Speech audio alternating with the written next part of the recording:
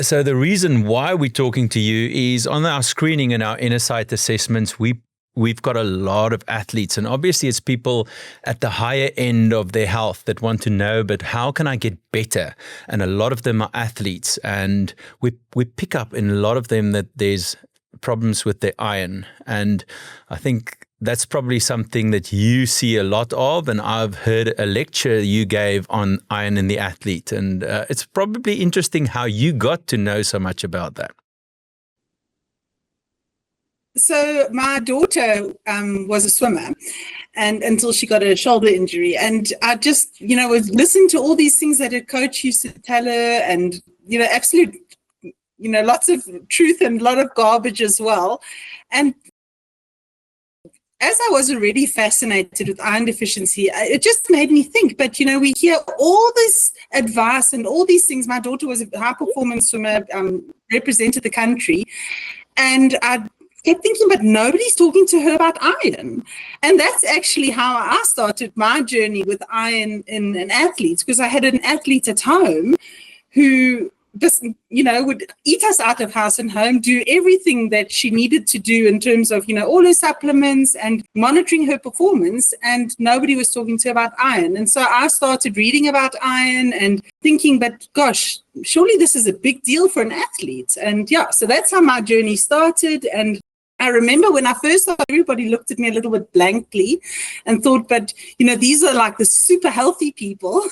And why am I concerned about iron deficiency in that group? And when I started reading, I realized that actually this is a really big deal in this group. And I think that is exactly why we've got you here, because that's exactly what we still get. And I mean, we are like you. We want to scream from the top of mountains like this is the base of the pyramid. So this is not genetic testing or anything. People are getting that piece wrong. And it actually, when someone has a limitation at their top end, they actually only realize, okay, but there's something more I can do. But that means the whole of the population are also struggling with that. And I think maybe I'm going to take you back in that journey to see how you actually got, because I mean our ferritin is probably what we need to talk about, and I think when me and Sean were in the same class, and when we at med school, I didn't even really know the word ferritin. And I think that's probably what we need to start with as a base is ferritin, that people can understand what that is. And Claire, the other thing is that what we see often is people will come in and then they said, yes, but they got tested and it was normal. And then when we actually look at the labs, we can say confidently that it's not normal. And I think that message still need to get out there, that how do you test for iron? And let's start at the beginning, the simple steps, and take it from there. Yeah. So you mentioned med school, and I think that is one of the biggest problems, is what we were taught about iron in med school and also what we weren't taught about iron in med school. So, we all exited med school knowing how to manage, super complicated conditions. But I mean, if we're really honest with ourselves, how many lectures did we even get about how to manage the common cold? And I can confidently say I'd never had one. And I think it's very much the same with iron deficiency. And, often I start my talk saying that the most common nutritional deficiency in the world is iron deficiency. And yet, sort of conversation point is asking doctors, but how do we identify iron deficiency? And we still get it wrong. And it doesn't matter which audience you ask the question to on how to diagnose iron deficiency, we still get it wrong. It's sort of a bit comforting because they've done loads of studies elsewhere, and it seems like it's a global problem. People don't know how to identify iron deficiency.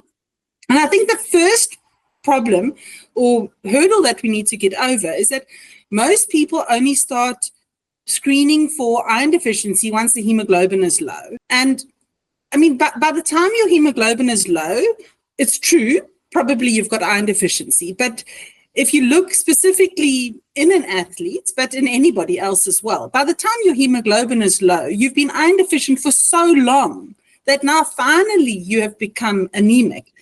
But iron is a crucial metal that is needed for so much more than just hemoglobin. So the first myth that we need to bust is that I only screen for iron deficiency once my hemoglobin is low. The second myth that we need to bust is the so-called morphologic approach to anemia. So in other words, I'm only going to screen my iron or my ferritin when my MCV is below 80. Because, in med school, we all got taught, if your HB is low, the next step is going, what is my MCV? Is it big, is it small, is it normal? So if it's small, okay, well, then we're going to screen for iron deficiency. And the point is, by the time your MCV is low, you've really, that person is so depleted of iron, and yes, they probably are iron deficient, but what could I have done so much earlier? So my soapbox moment is to say we need to think about it long before this patient is anemic and long before the MCV is low.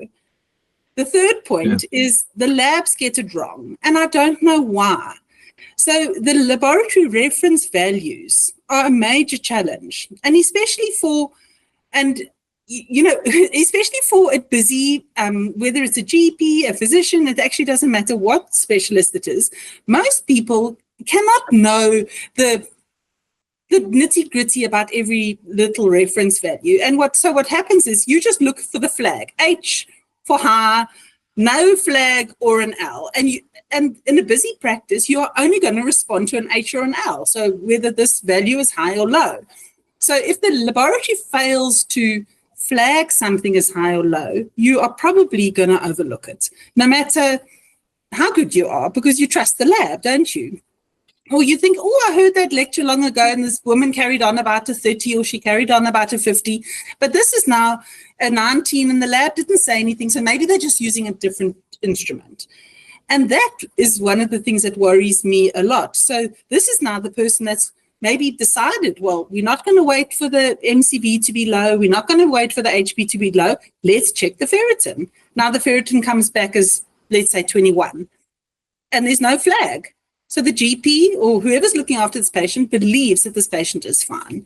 And we need to get to know our reference values if we want to seriously delve into treating iron deficiency.